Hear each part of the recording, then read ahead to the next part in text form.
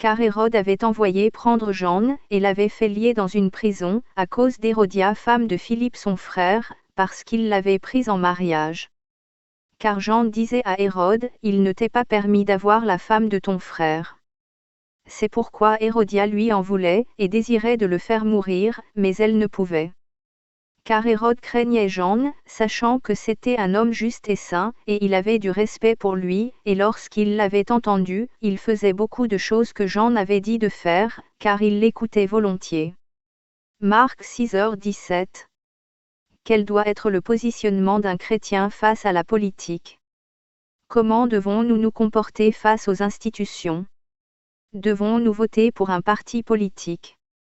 La politique est-elle la solution face à tous les problèmes?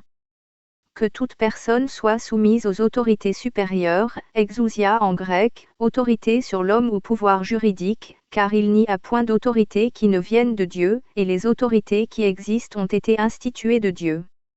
C'est pourquoi celui qui s'oppose à l'autorité résiste à l'ordre que Dieu a établi, et ceux qui résistent attireront une condamnation sur eux-mêmes.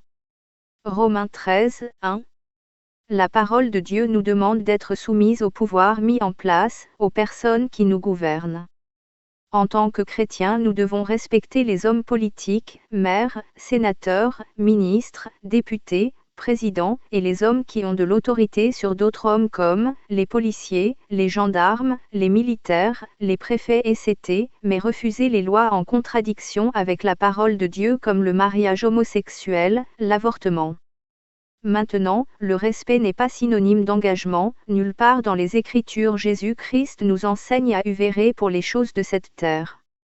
Jésus répondit, « Mon règne n'est pas de ce monde, si mon règne était de ce monde, mes gens combattraient afin que je ne fusse point livré aux Juifs, mais maintenant mon règne n'est point d'ici-bas. » Jean 18h36.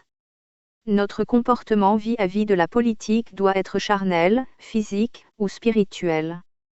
J'exhorte donc qu'avant toute chose on fasse des requêtes, des prières, des supplications, et des actions de grâce pour tous les hommes, pour les rois, et pour tous ceux qui sont constitués en dignité, afin que nous puissions mener une vie paisible et tranquille, en toute piété et honnêteté. Car cela est bon et agréable devant Dieu notre Sauveur, qui veut que tous les hommes soient sauvés, et qu'ils viennent à la connaissance de la vérité. 1 Timothée 2, 1. La parole de Dieu nous enseigne que notre comportement doit être spirituel, prier pour leur conversion, prier afin que la parole de Dieu soit annoncée dans notre pays. Voici ce qui est agréable à notre Dieu, un chrétien en aucun cas doit s'engager dans la politique et adhérer à un parti politique. Pourquoi? Vidéo, la domination de la franc-maçonnerie en politique. Puisque les hommes politiques, influent, sont tous dans des loges maçonniques afin d'accroître leur pouvoir et servir leur maître qui est le Dieu de ce siècle. Car quel rapport y a-t-il entre la justice et l'iniquité? Ou qu'y a-t-il de commun entre la lumière et les ténèbres? Quel accord y a-t-il entre Christ et Bélial? Ou quelle part a le fidèle avec l'infidèle? 2 Corinthiens 6h15. Leur volonté n'est pas d'améliorer le quotidien des hommes mais de mettre en place leur vision des choses et introduire le gouvernement mondial. La plupart des hommes politiques ont eu des problèmes avec la justice, certains même ont été interdits de politique et quelques mois après, ils reviennent sans que personne n'intervienne. Pour fuir la corruption ambiante, certains chrétiens ont décidé de créer un parti chrétien. Le parti politique chrétien, voici leurs valeurs. Le parti chrétien-démocrate est un parti non confessionnel, qui rassemble ceux qui se préoccupent de l'avenir de l'homme et de sa primauté, ceux qui pensent que le débat est possible en politique, ceux qui veulent faire se lever une nouvelle génération d'hommes et de femmes politiques. Est-ce notre rôle en tant que chrétiens? Aujourd'hui Jésus-Christ ferait-il de la politique? Paul était-il politicien? Jacques nous a-t-il enseigné la politique?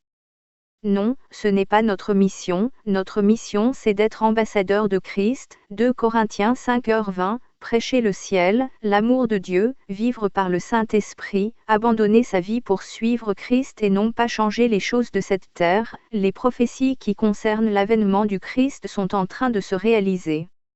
On discerne déjà l'introduction de l'Antichrist, le gouvernement mondial est en place.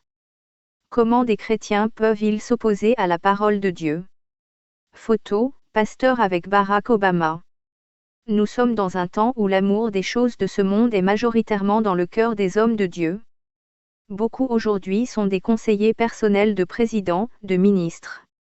Ces hommes qui ont une très grande influence dans le monde ont comme tous les hommes la possibilité de se repentir car Jésus-Christ ne regarde pas à l'apparence mais au cœur. Jésus-Christ veut que tous les hommes soient sauvés et qu'ils viennent à la connaissance de la vérité. 1 Timothée 2, 4. Contrairement à Jean-Baptiste qui prêchait la parole sans contrepartie financière et sans compromission à Hérode, les hommes de Dieu d'aujourd'hui ne veulent pas choquer ou déranger. Photo, pasteur avec François Hollande. Alors ils allègent le message, ils l'adoucissent, le rendent fade, sans vie, sans prise de position et ces hommes politiques, qui pour certains cherchent véritablement Dieu, sont dupés et trompés par ces faux ouvriers qui préfèrent les honneurs et la gloire de ce monde plutôt qu'au ciel et à leur conversion.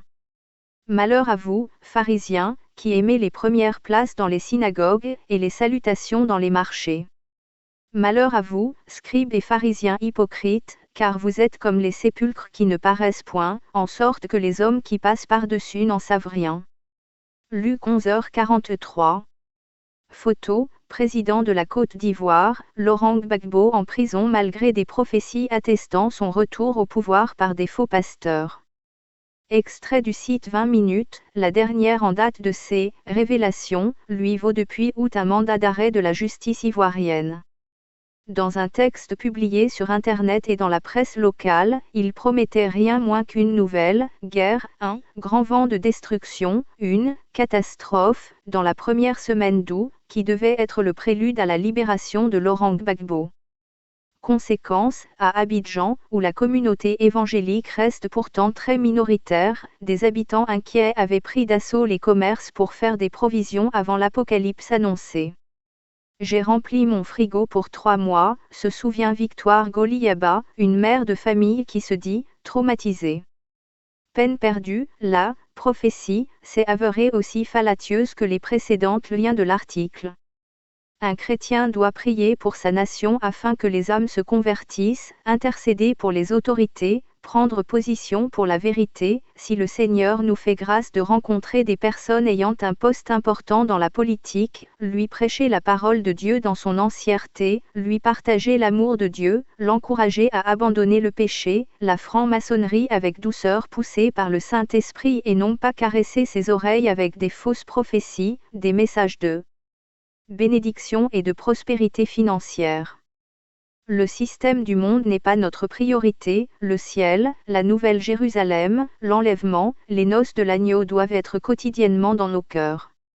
Voici comment l'apôtre Paul prenait position face au roi Agrippa, et comme il parlait ainsi pour sa défense, Festus dit à haute voix, tu es hors du sens, Paul. Ton grand savoir dans les lettres te met hors du sens. Et Paul dit, je ne suis point hors du sens, très excellent Festus, mais je dis des paroles de vérité et de sens rassis. Car le roi a la connaissance de ces choses, et je parle hardiment devant lui, parce que j'estime qu'il n'ignore rien de ces choses, car ceci n'a point été fait en secret. Ô roi Agrippa, crois-tu aux prophètes? Je sais que tu y crois. Et Agrippa répondit à Paul, tu me persuades à peu près d'être chrétien. Et Paul lui dit, je souhaiterais devant Dieu que non seulement toi, mais aussi tous ceux qui m'écoutent aujourd'hui, devinssent non seulement à peu près, mais parfaitement, tel que je suis, hormis ces liens. Acte 26, 24.